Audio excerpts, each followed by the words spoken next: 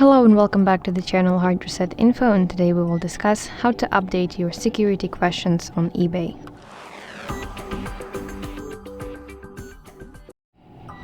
So eBay has removed the security questions for users, and instead they have introduced two-step verification as the basically go-to security method.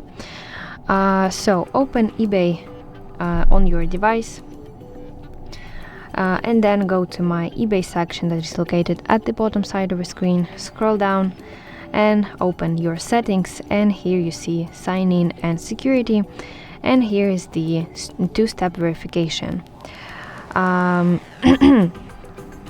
So two-step verification adds an extra layer of security to your account. So let us set up the two-step verification. So you can choose the verification method, so it can be eBay application or text me.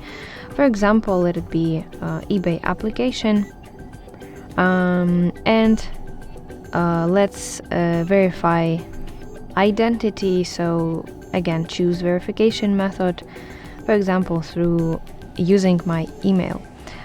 So I need to enter here a security code that is sent to my email address, so let me enter it.